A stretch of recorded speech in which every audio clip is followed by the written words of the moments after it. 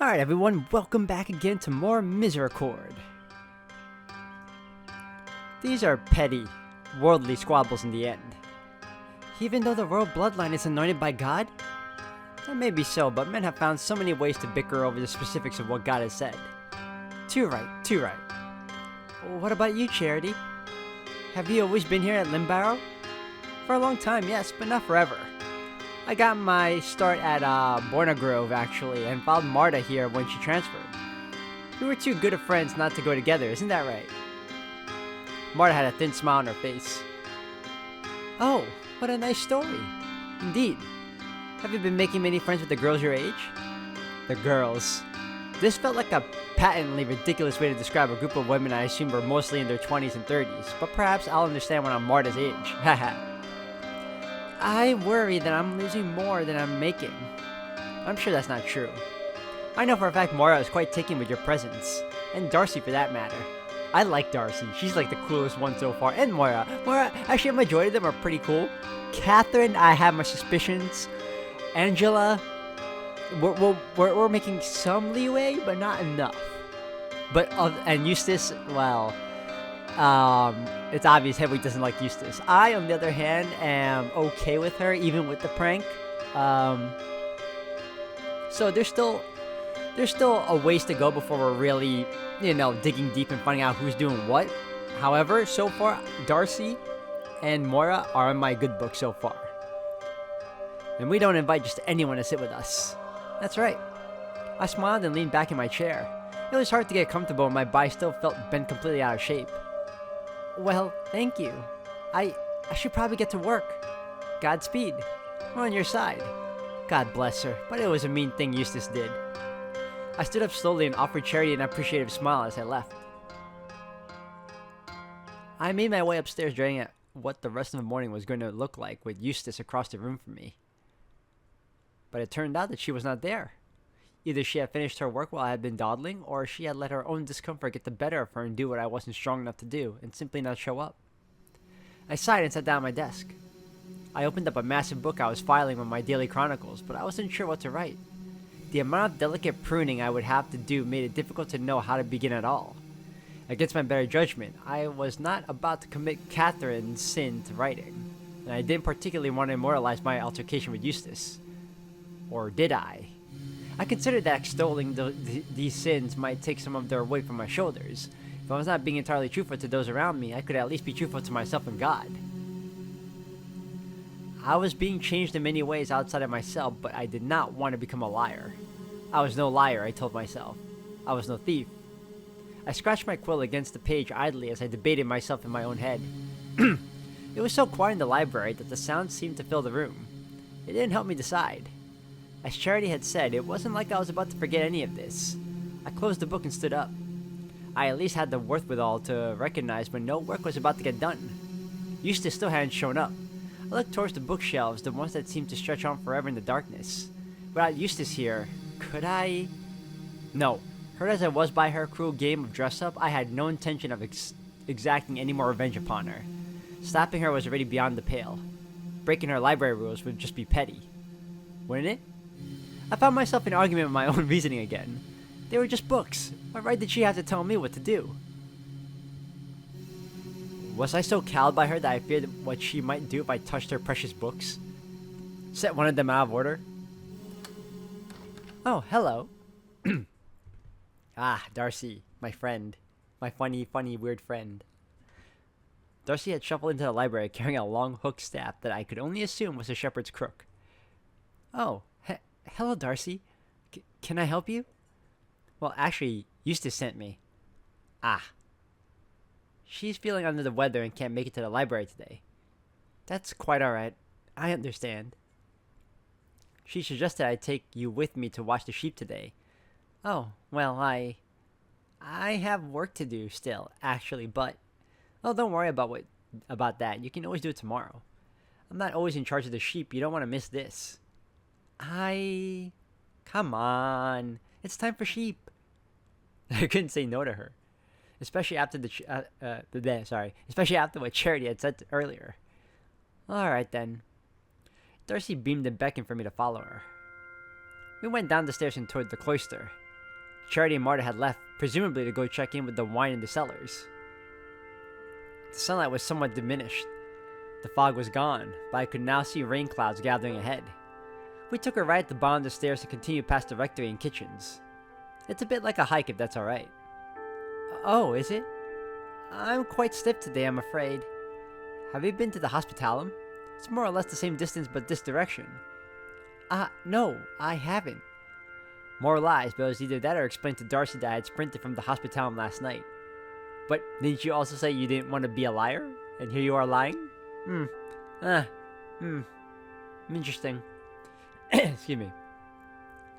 What was that I said earlier about not being a liar, though? See? Yeah, you caught yourself. Good to know. I'm sure I'll manage, though. We left through another archway in the surrounding wall. I was beginning to wonder what the point of the abbey wall was in the first place. Anyone it seemed could come from either direction if they fancied it.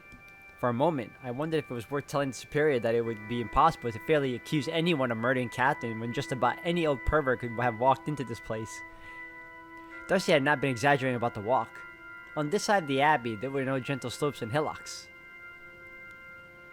There were hills, and for the first time it truly struck me that the Limbarrow Thor was more or less a mountain range. As we made our way over impossibly green grass, wind whipped our robes around.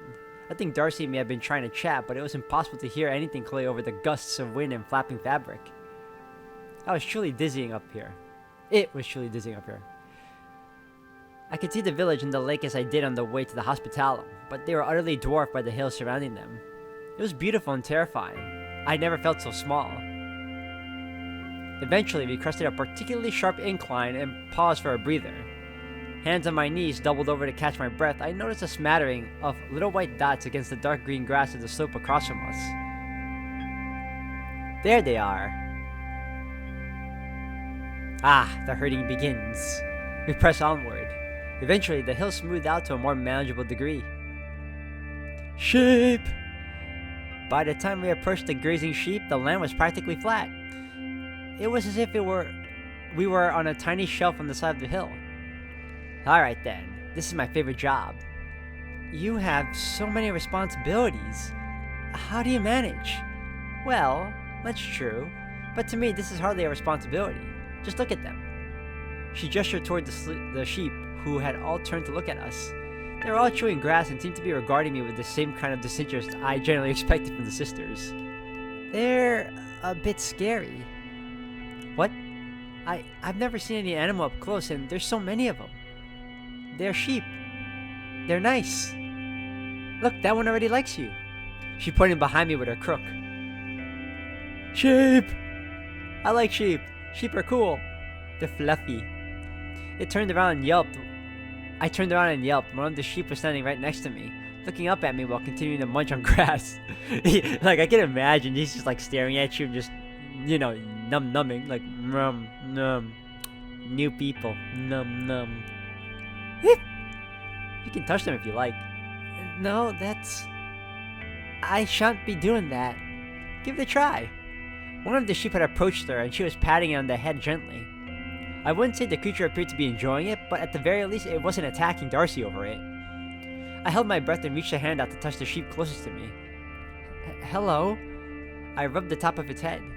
It didn't really seem to care one way or the other, but I hadn't lost any fingers. So, what do we do? This. We just stand out here? Yes. We just want to make sure nothing attacks them or eats them. What would do that up here? Wolves. The word sent a chill up my spine. That's terrifying. It would be, but not many wolves around here anymore. Have not seen a wolf in a very long time, and just from afar at that. That's comforting. It was not comforting at all. Knowing my luck, I felt like we were doomed to be torn to ribbons by the first pack of wolves Darcy had ever seen up close. Just enjoy them and get some of this lovely fresh air. We were sheltered from the wind on this side of the hill, and the air was cool and damp. The rain clouds, however, still threatened above us. In fact, as soon as Darcy had finished encouraging me to take in the fresh air, boom, rain. Wow. Well, would you look at that? I couldn't help but laugh. Yeah, just our luck. Just our luck. To be honest, I quite like the rain. I I could not remember the last time I had been outside in the rain. In my cell, I'd always left the window hatch open a crack when it began to rain just to catch a bit of the fresh scent that followed. Sometimes I would stick my hand out just to get my hand wet just to feel something curious and different. I felt so thankful every time I caught a few raindrops in my palm to be alive. Or whenever I felt the sunbeam hit my back hunched over my writing desk. Or when I would catch a flick of snow and watch it melt into the creases of my skin. That had been enough. That had always been enough for me. I'd never wanted to leave. Man, you start to really feel for this girl when you realize she really hadn't experienced much outside of her cell. I would have been happy for my whole life in that little room as long as I could see the rain outside my window. I was glad it was raining. I did not want to have to explain the tears rolling down my cheek to Darcy. I like the rain too. Finally, someone else who agrees. Well, let's get those little beasties out of the rain, shall we? You know what? They might as well be besties. Sheeps are cool. Thus she began to gently shoo the sheep around her with her staff. She pointed at a rickety wooden structure near the slope of the hill. Try and get them over there. I had no idea what to do, especially without a crook of my own. I sort of gestured at the sheep around me, I suppose. Maybe politeness would serve me where physicality couldn't. Come along, please? Thankfully, it seemed like the flock didn't need me to tell them what to do. More of the sheep were trotting towards Darcy's structure of their own accord. A few stayed huddled in front of me. I wondered if they were pretending to be herding for my benefit. I made it under the wooden shelter just as it started pouring. Darcy was leaning against her crook, surveying the hills in front of us with a serene expression. I navigated through several nonplussed sheep to stand next to her. Good work. So, have you been coming out here every day? Oh goodness, no. I like to do it, but I'm very busy. Moira does it sometimes, and I also think Margaret. Catherine would as well. Our Catherine? That's hard to imagine. Catherine II. Ah. They aren't our sheep, strictly speaking. We just like to volunteer, but they are from the village. This is just where they come from for transhumans. What's that? Oh, well, you have to rotate where the sheep graze depending on the time of year. Normally, the man James would handle most of the shepherding up here, but, well, you know. Oh, he's the accused, yes. Yes. How horrible.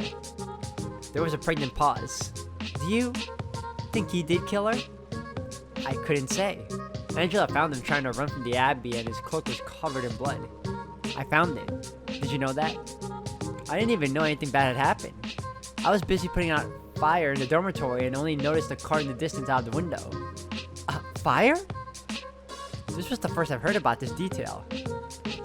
So, a fire was caused to create a distraction where the perp could go and kill Catherine, I guess. Someone had put too much fuel in the fireplace and it was blowing embers around. More of a nuisance than a danger, but it was getting out of hand. Anyway, all the evidence points to James being a little bastard, but strange things happen around here. I am wary of how simple it all seems.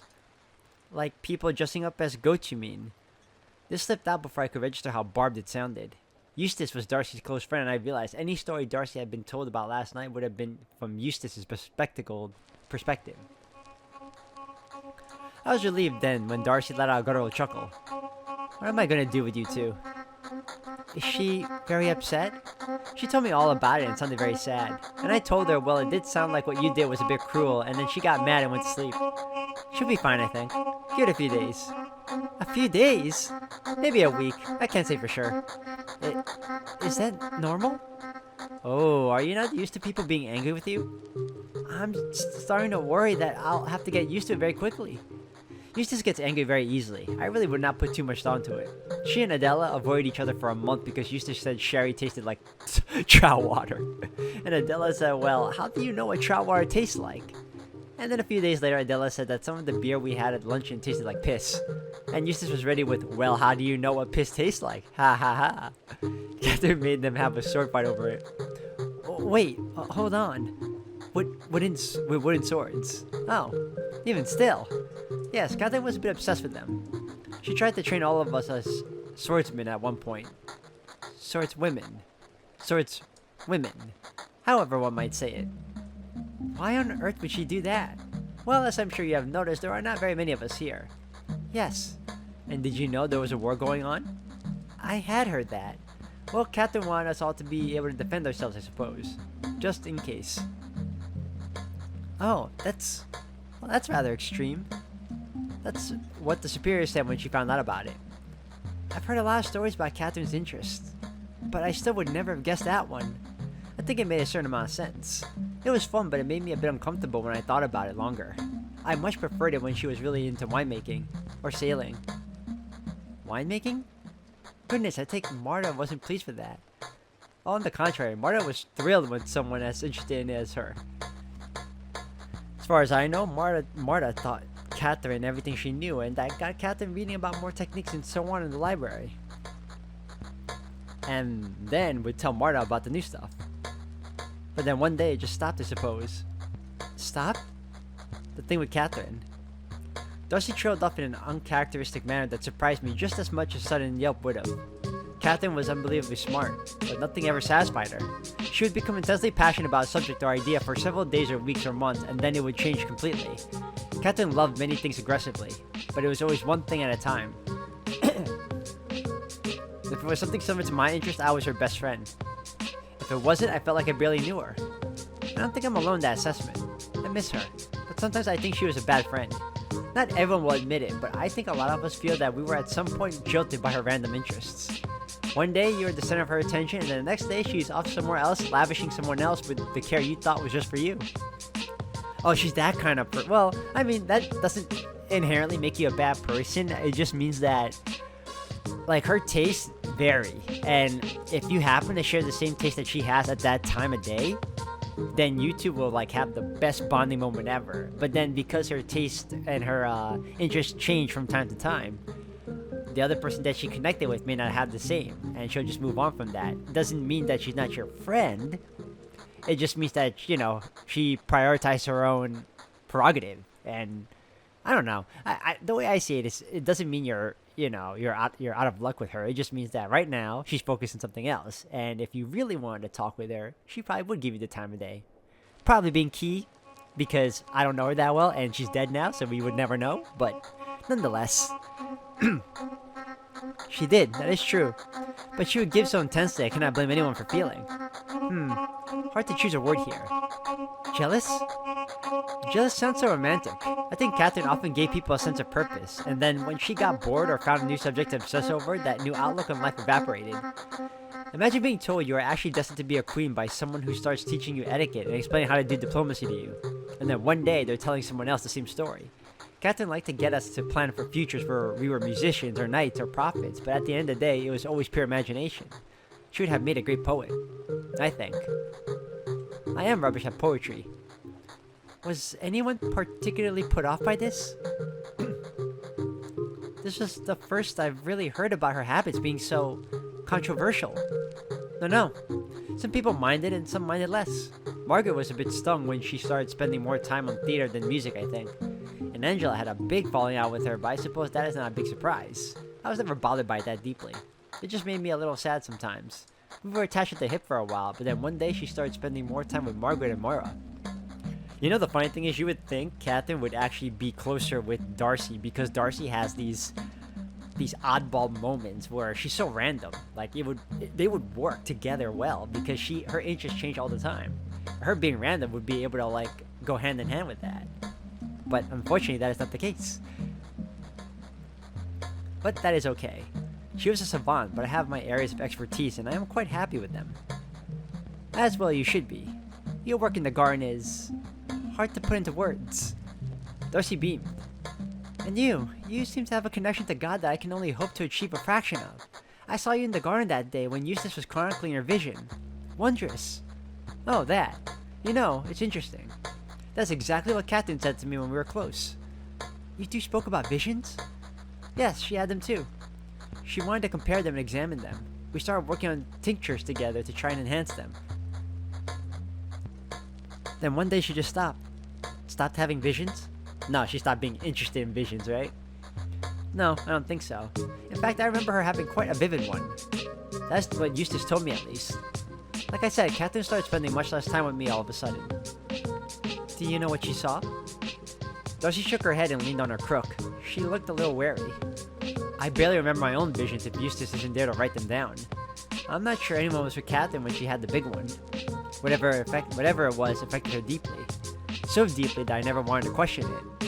At the time, I was worried I upset her. It took her to a dark place, I think. Whatever it was she saw. How horrible. We watched the raindrops fall in silence for a moment. An impatient sheep nudged my thigh. You know, it's funny.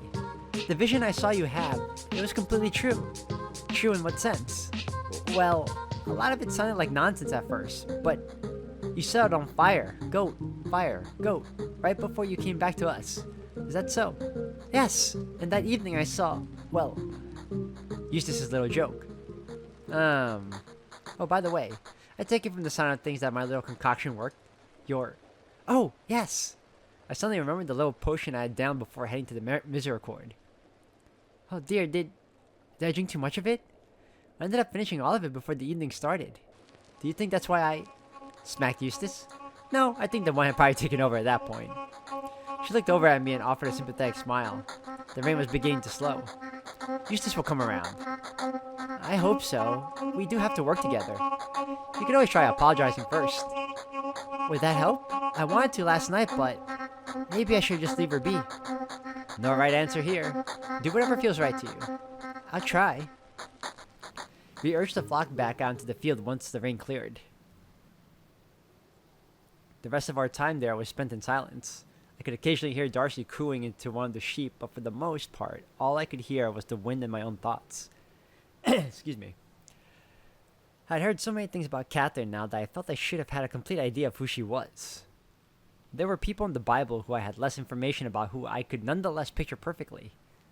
What they would say if I asked them certain questions, how they would react to different situations. But every time I felt like I was getting closer to knowing Catherine, my image of her was disturbed. It was as if I were staring into her reflection in a pond, but the surface was being pelted with pebbles. The sense of loss I had felt when the Superior had told me the news. The desire for justice I had felt that kept me going after breaking my perpetual vow. Were these feelings based on a lie? Had I simply had the luck of being Catherine's newest obsession before she was taken from me? Could I even consider her taken from me? I thought about the copy of Medea hidden in my bedroom. What had Catherine's plan for me been? What else would she have told me to make me feel special? Would her visits to the Squint have suddenly ended one day, even if she hadn't died? I was feeling undeniably sour when it was time to leave. We corralled the sheep back into their barn, and then we hiked back to the Abbey in silence. I considered asking Darcy about her visions again. Asking Eustace to see her notes had been a dead end, and I was wickedly entertained by the idea of stepping over her to get what I wanted. A form of retaliation less violent and far more productive than a smack on the cheek. I thought better of it in the end. Why? I wanted to see the visions. Thank you for your help, Hedwig. Oh, you're welcome. It was a nice change. Glad to hear it. She smiled and clasped her hands together. I had no idea how she could have any energy left to work, but I could scarcely finish my goodbye to her before she had fluttered off in the direction of the kitchen. Supper that evening was a quiet affair. Nearly everyone seemed exhausted.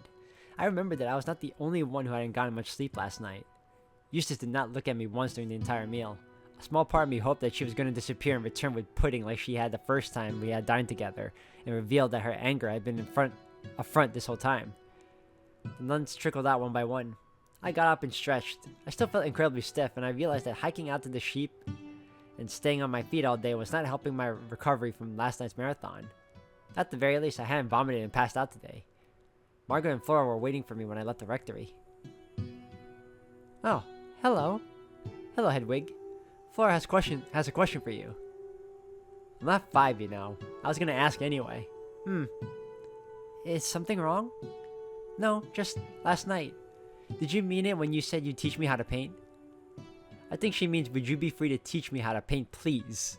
Sure. That. I must admit that I had already forgotten this promise. I felt bad. Even under duress, I shouldn't have made a commitment I could ignore so easily just to make Flora feel better. I had absolutely no business teaching anyone to draw, and I desperately wanted to say no. However, yes, of course. Where would be a good place to meet? I don't know. The library? I thought about the clutter in the desks in the library. How about we just do it in the back in the rectory here? There's a nice big table in there. Sure. Let's meet back here in a few minutes. I need to go and get my supplies. Flora nodded and skulked off in the direction of the dorms. I hadn't thought about it, but I was gonna need access to my own cell. All of my illumination supplies, brushes, paints, ink were still in there. My heart sank. I started walking toward the superior's office. I would need her key. Margaret followed. Thank you, Hedwig. I was worried for a minute that we were both going to look like real blackguards. I must admit I'd forgotten all about it, but I'm happy to help. Likewise. She was hanging around me all morning and I was struggling to remember why. Then I remembered that we all had a little heart-to-heart last night. Oh my. Did you forget all about what happened? Oh no. How could I? Ah. Some details just took precedence over others. Right. She grinned. I should go check in on the cellars and make sure Adela and Marta haven't killed each other. Talk to you later, Hedwig. She broke from me at the staircase down to the cellars. I continued to the superior's door and gave a little knock. Oh, Sister Hedwig. Is something wrong? Not at all. Well, I need you to unlock my cell. Whatever for. It's a long story, but I promised Sister Flora that I'd teach her about illuminating manuscripts. And I only just remembered that all my tools and paints are still in there. Flora taking an interest in something? Goodness, we can't let this opportunity go to waste. Give me just a moment. The door closed. Shortly after, it swung open again and the superior emerged carrying her ring of keys. The unmistakable jingle sent a shiver up my spine. We took the stairs up to the second floor and continued down the hall. The huge door that had slammed and scared the sisters all witless was to my left. The wind was shaking it gently. As gently as something that big could shake, at the very least. The walls around us seemed to pulse and vibrate as the door beat against its frame, as if we were in some great behemoth's lungs. As we turned to the right, I remember the hideous carving Margaret had shown me with a jolt. Perhaps we really were in the presence of some monstrous creature. I thought about warning the superior about the evil magic circle I had seen, but I could find neither the words nor the courage to bring it up. It was so dark down here. I realized just how out of their way the sisters would have had to come to seek my advice as anchoress. We stopped at the door. I stared at the hagioscope at the superior looked for the bright key. It was a bizarre device. I'd never really looked at it from the outside, but it looked rather cobbled together. The metal frame was wedged into the stone brick, and the little door looked ready to rust off right off its hinges.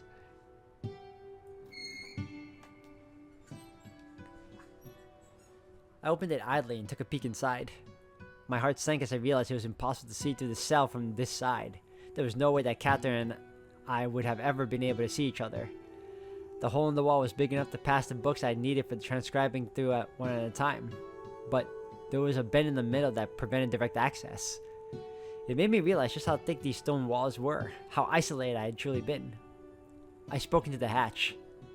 Hello? Feeling nostalgic? Ah, here we are. She selected a key and inserted it into the door. The door lurched open. Oh, how embarrassing. What happened? Nothing. I just forget which way some of the doors open here. She stepped inside. With great trepidation, I followed. Home sweet home, right? It was just as it had been left. I took a deep breath. I felt lightheaded. I went to the shelf and procured a wooden box from the bottom. I could hear the ink bottles rattling inside. This is all I needed. Thank you. Very well. Shall we? I nodded. I didn't want to spend any longer in this place. I was not sure exactly how close the evil symbol was to my cell, but I wanted to put as much distance between it and myself as possible. I turned around and froze. There was something on my bed that should not be there. The half-finished copy of Matthew was sitting there. Spot something else you needed? No, just... That isn't where I left this. The book? Are you sure? I'm positive. You must be mistaken. I have the only key for this room. Perhaps you were reading it when Catherine came to collect you and forgot to put it back? That is not possible. I picked the book up and placed it on top of the box I was carrying. What is it? It's the last book I was writing before, well, I see. Goodness, it's in rough shape. It looks as if it wasn't properly covered in the cart right up the abbey. James' actual crime may have been negligence. Nonetheless, I understand it must have had some sentimental value. May I take it? I don't see why not. You can take anything from here as far as I'm concerned. I see no reason why this room should be locked at all anymore, to tell you the truth. I nodded. I wasn't about to explain that this book appearing on my bed felt like some sort of supernatural threat. At the very least, unfettered access to my old books was a happy outcome. If I could ever brave coming back here again, that is.